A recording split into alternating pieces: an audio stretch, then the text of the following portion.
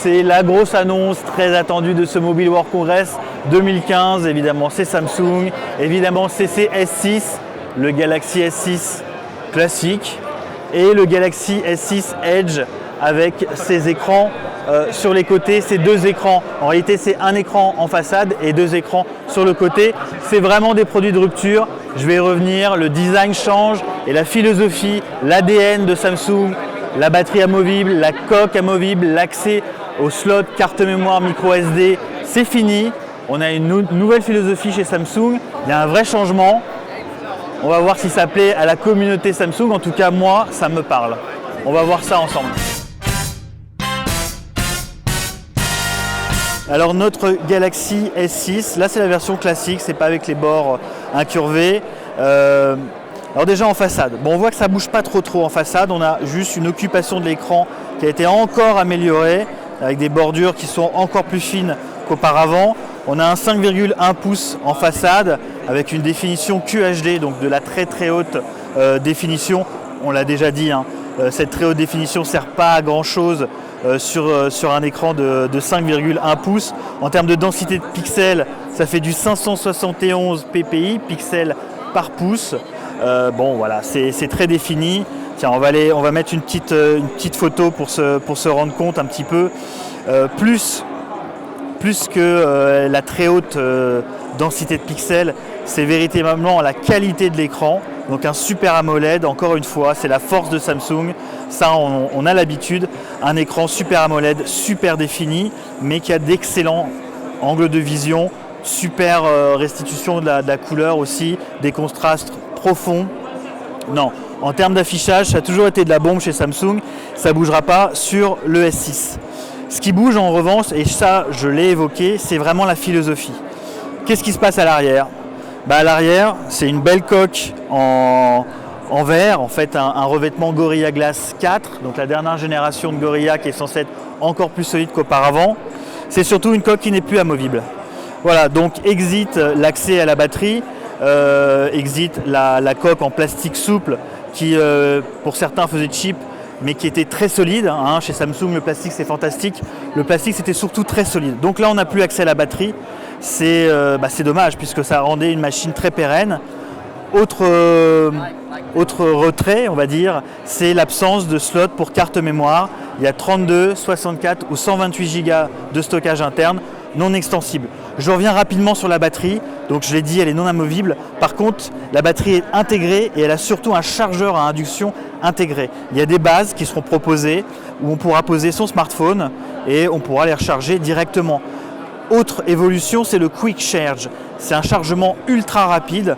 Vous le chargez 10 minutes et on obtiendrait 4 heures d'utilisation sur ce smartphone avec une batterie de 2550 mAh. Donc sur un 5,1 pouces, ça devrait le faire. Bon, voilà, ça c'est pour l'ADN, c'est pour le modèle de rupture. Très franchement, c'est de la rupture. Et même en termes de design, on le voit bien. Là, j'ai mon iPhone. Voilà. Bon, on met un iPhone, on met un S6. On voit bien que la filiation stylistique est très proche. Voilà, on a des bords arrondis, on a de l'aluminium. Évidemment, à l'arrière, c'est pas tout à fait pareil puisqu'on a du Gorilla Glass derrière et du aluminium au dos. Mais bon, c'est très proche tout ça. En tout cas, on a un produit, quand on le prend en main, on n'a pas l'impression d'avoir un Samsung. Voilà, clairement, il est un petit peu plus lourd que d'habitude, en tout cas qu'un S5. C'est pas non plus une machine lourde, hein, mais l'appréhension, la prise en main elle est quand même assez différente. Sur le design, bon, le design, je l'ai dit, voilà, c'est très proche, pas de problème. Même à l'arrière, on voit bien que le capteur photo dépasse légèrement. Donc on a la même problématique. En termes d'épaisseur, ça va être à vérifier, mais c'est quand même très proche. J'ai l'impression, mais ça sera à vérifier, que le S6 est un poil plus fin que l'iPhone. Mais très franchement, c'est difficile de s'en rendre compte. En tout cas, ça boxe sur la même catégorie. Même en termes de finition et de qualité perçue, ça boxe vraiment dans la même catégorie. C'est une super belle machine. Là, c'est la version dorée. Il sera disponible en noir et en blanc. Non, c'est une très belle machine. On reste un peu sur la façade. Qu'est-ce qui se passe en façade ? On a le capteur biométrique qui change. Sur le S5 et également sur le Note, il fallait passer son doigt comme ça pour déverrouiller. Ça marchait pas super bien, faut être honnête, c'était pas hyper efficace, fallait pas passer trop vite. Enfin bon, là on retrouve la même logique que chez Apple, c'est comme le Touch ID, donc il faut juste passer son doigt dessus et ça déverrouille. Ça permet aussi de passer des paiements via PayPal. Apparemment le partenariat avec PayPal est reconduit. Toujours en façade. En haut, on a un capteur, alors ça c'est important, on a un capteur de 5 mégapixels en façade avec surtout une ouverture à f1,9, ce qui est une très très grosse ouverture, ce qui permet concrètement de faire des selfies de très grande qualité. En tout cas, c'est très lumineux. Donc 5 mégapixels, une lentille qui a une belle ouverture. Voilà, on est vraiment sur la tendance du selfie.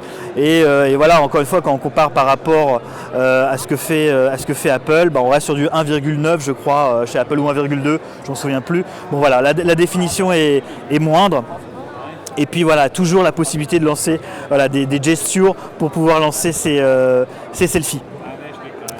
Puisqu'on est sur les APN, sur les capteurs photo, à l'arrière, on a un 16 mégapixels, épaulé par un flash. Juste en dessous, on retrouve notre capteur, notre cardiofréquence mètre.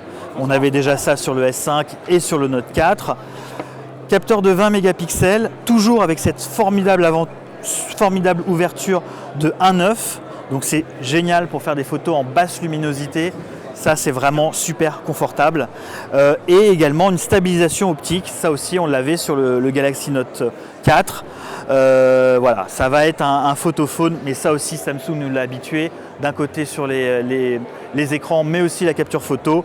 Voilà, là encore, ça devrait le faire. On va retourner. Bon, c'est pas forcément un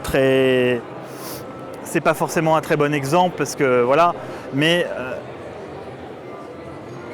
voilà, juste pour vous montrer très rapidement, la mise au point est aussi super rapide. Alors ça, c'est un vrai plus.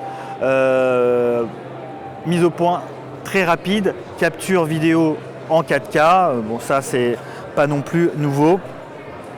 Voilà, super machine, très rapide. Alors justement, allez, on parle un petit peu de ce qu'il y a dedans au niveau SoC, au niveau puce.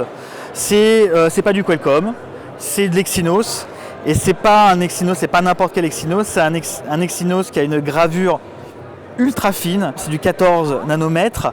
C'est une première sur smartphone. Donc en termes de perf et surtout en termes de consommation énergétique, on devrait vraiment s'y retrouver. Haute première sur un Samsung, c'est du DDR4, donc de la RAM. Je crois qu'il y a 3 Go de RAM pour épauler ce SoC, ce processeur. Évidemment 64 bits, évidemment compatible 4G+. Bon, c'est une bombe. À l'intérieur, en termes de perf, c'est normal, on s'y attendait. Il n'y aura pas de déconvenu de ce point de vue. Voilà, que dire de plus? L'interface. Il y a eu un vrai effort chez Samsung au niveau de l'interface, plus simple, plus épuré, on va dire. Donc voilà, là j'ai pas mon Note 4 pour comparer, mais il y a eu un vrai effort en termes de simplification et c'est pas plus mal. On n'a pas cette surcouche qui est assez lourde et qu'on avait l'habitude de voir chez Samsung, même si on retrouve tous les outils classiques qu'on avait chez Samsung. Voilà pour ce Galaxy S6, je vous l'ai dit, je suis plutôt enthousiaste. On a un produit qui sera disponible le 10 avril, autour du mois d'avril. En tout cas, le positionnement tarifaire, on ne l'a pas encore. On s'attend à une machine qui sera positionnée à peu près au même niveau qu'un iPhone 6, au niveau de la même grille tarifaire. C'est une machine qui sera disponible, je l'ai dit, en 32, 64 ou 128 Go. Il faudra bien faire son choix dès le départ parce que pas de slot pour carte mémoire. Donc naturellement, on vous recommande plutôt la version 64 Go. C'est Alexandre Billot pour CNET France. Merci et à bientôt.